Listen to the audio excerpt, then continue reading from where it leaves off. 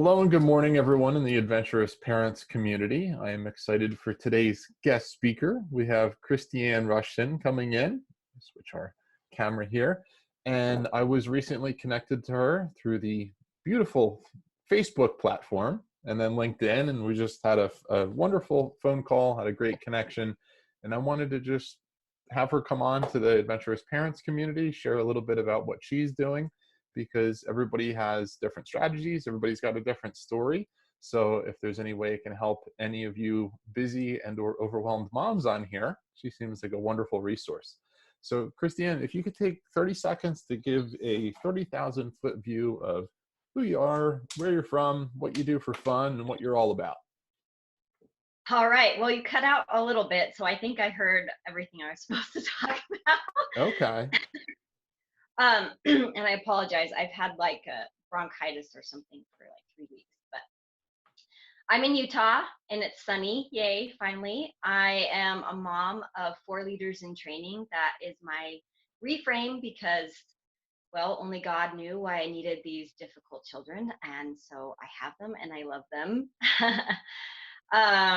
I love going outside. I love writing. I love reading. I love being with people, especially moms. And yeah, that's a little bit just about me as a person. Very cool. Very cool. And what's something that you do for fun? Oh man, I mean, all of that is fun for me. Right. Even Anything the else? Yeah. research. I'm such a different person than I was 6 years ago. I mean, I was just so sick and tired and I couldn't function and couldn't be present with my family. So Right. I still struggle with a lot of health issues, and I'm happy to talk about that if you want to, if that relates at all to what people are dealing with. But I feel like I can still love and live my life despite that, and I do. So Wonderful, wonderful. Yeah, if you don't mind, can you share a quick backstory of kind of your chapters leading up to today with everyone? So this group has a lot of parents with young kids, a lot of parents with multiple kids, some parents that are juggling work and home or just at home.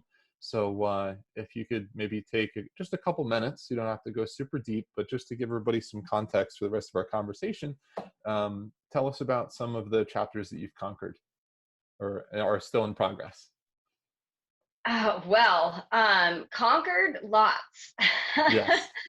I basically lived my whole life since I was a child feeling like something was wrong with me because I couldn't be happy or I couldn't figure things out. And so I went into motherhood with some really unhelpful and damaging beliefs and the hormone changes and everything that us moms go through.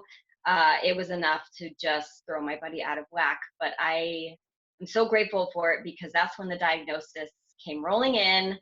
And of course, I hit my rock bottom and eventually got to the point where I just couldn't eat anything. I still am at that point because once your body kind of has that struggle, it's hard to get back. And so that's a huge reason why I do what I do. But the biggest thing that I had to overcome was just being able to be there for my kids when I felt nothing and felt everything. It was my own personal cage, and also my greatest teacher and blessing. And so, I mean, kids are hard. Motherhood is a season. And as long as you embrace every single season, just like you embrace winter, well, I can't say I embrace winter, but the fact of what winter represents, Right. the different seasons. And so when your kids are little, love that time. There's so much guilt and shame I'm still working through because I was so sick and so disconnected and couldn't love my children the way that I wanted to. So that's my greatest advice, is to just enjoy it and take care of yourself.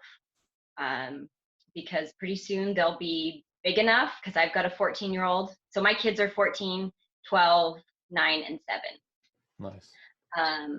And so I've got a good range. And teenager, That's a fun one. I'm embarking on that, but they've been, like I said, they've been strong-willed, and I've got one with oppositional defiance disorder, and so I've been through a lot, holes in my walls and all kinds of things, but we have really changed as a family, and you can get through anything, really. You can. You just have to first always start with yourself, Right. and love your children for where they're at. Right. And that's a big thing that I talk about with a lot of people is when you take care of yourself, and you can best take care of everyone else. Yep. And, one, little but significant shift is taking that 1% of the day for number one, even if it's, 15 minutes is 1% of the day. You can do Yes. something for yourself, even for 15 minutes. The other 23 hours and 45 minutes are going to benefit from that. And it can be something as simple as reading or going for a walk. It can be working on a project that's just something that you want to do.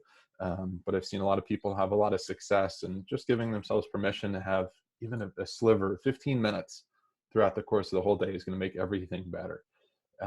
Can you share with the group a little bit about, I know you deal a lot with busyness, and kind of that word that everybody is glorifying how busy and overwhelmed they are. Uh-huh. How do you help some people move from, maybe glorifying that busyness or exhaustion to being productive? I know that your group is called Busy Moms Unite, correct? It is. We are Right. all uniters. We're Yes. united in a mission away from busyness and stress. So we would love to have you, whether you're, stressed out and trying to figure it out, or whether you're in the space of helping moms. We need all of us working together in this mission of prevention. Like I said, busyness to me is not a word that I embrace. I usually say my day is full or fulfilling. A lot of the times, just starting by seeing something differently, that's the biggest mind shift that we can have. Because if something's not working, that's where we got to start. We got to have that shift. And what happened to me was when I was in my depressed and anxious state, I kept running into moms. Like I was kind of starting to figure some things out, starting to come out of the fog a little bit. If any of you guys know what depression's like, that's kind of how it is, like darkness and fog, and you can't make sense of anything. But I was in that space. So I kept hearing moms coming up to me saying, "Oh, I'm so busy. I'm so busy." Like I'd ask them how they were. And that was our conversation. And I was like, it's kind of like a radar went up. And the more I looked into it, the more I realized how busy we were, to the point where we were disconnected from ourselves, disconnected from our children. We didn't even know what we wanted. We didn't even know who we were, and so that's the biggest thing, is unburying all that stuff that stress causes, and because busy is stress in disguise. Right. It really is. It it feels good at the time because it's got our adrenaline going. But it's detrimental to our adrenals, it's detrimental to our relationships and to Right. And marketing is very good to say, well, just have another coffee. Yes. Because they'll I make can't. they'll make a few dollars away from it, but it isn't really helpful in the big scheme of it. So talk to me a little bit about resilience. I know that's a big word right now that's floating around, and that's a word that we talked about on our first discussion. Oh yeah. What are some tips you have for parents when it comes to resilience? Oh my goodness. Well, resilience is wonderful. And if you're not born with it, if you don't have that temperament, you can learn it. I did. And I'm teaching my kids that, that no matter what happens to you in life, that it's not a reflection of who you are. And, we don't have to internalize it so much. We can be stress proof. That's kind of how I see resiliency, is we're just impervious to its effects. It's all the chaos and everything's happening, but we're just calm and still, and making the good choices for ourselves and for our families and for our life. And Right. it doesn't mean we don't feel emotion and we don't have hard Sure. times. It just means that we're in control and stress is not. Yeah, that we have a smarter response to it. Yeah. Just yesterday, I did a training on overcoming overwhelm for parents. And the first slide that I put up was Clark Griswold from the Chevy Chase Christmas Vacation, where he has that aggressive optimism of just constantly moving forward and saying, okay, well, this is happening now, we're doing this, and he's still got that holiday cheer. And obviously it's a movie, so some things are embellished, but I just understand Clark Griswold a little bit more each year as a parent, and how subtle some of those smiles and laughs were that I totally missed years earlier when I watched that movie. But resilience is really, really vital. What are some tips you have for somebody that's feeling, that their response is always, I feel busy? What are, maybe 3 or 5 things that a busy parent can do to at least start to assess what's going on? Or, I'm all about simplification and delegation. What are some things that you have parents do to start to move away from that busyness? Oh, this is such a wonderful place to be. I love when parents come to me at this place because it just noticing with love and compassion and just being curious like a kid almost. That's how I approach it. Like, oh, why did I do that? Not, shame on you with the guilt and the shame, but really just being like, oh, I wonder why I yelled at my kid. Oh, well, I didn't get sleep and I didn't eat my breakfast. And so you can kind of start by doing this by recording it, being able to see your patterns and being able to break them. And it's a such an empowering and freeing place to be. Right. And I, that's not something that's ever done. I still do it Sure. because Nobody's perfect. Yeah. no, well, I'm 40 and I have a lot of things. So so that's really the first place. And again, letting go of that guilt and shame. Because a lot of moms come to me saying, I yell at my kids and I do this. And I'm like, well, that's stress being released. So as Right. long as you can start managing your stress and kind of figuring it out. But as far as our calendars and schedules go, I would say you got to simplify. Really, when I became ill, I was in bed and I couldn't do anything except for really take care of myself and take care of my children. Yeah. And honestly, parents, you wonderful parents out there, that's all we need to do. Everything else, like you probably heard of the big rocks, little rocks kind of thing. You take care of everything, everything else is going to fall into place or drop out. For anybody that doesn't know that story, some people use rocks or golf balls. Can you give everybody that quick example? Sure. Well, you just take a jar. And basically what, I can't remember who said this. I know Covey has talked about it, but I don't know if he originated this idea. But you take a jar and I believe it was a classroom setting. And the teacher asked, he put the rocks in a jar and he said, is this jar full? And they said, yes. And then he kept, oh wait, I got it backwards.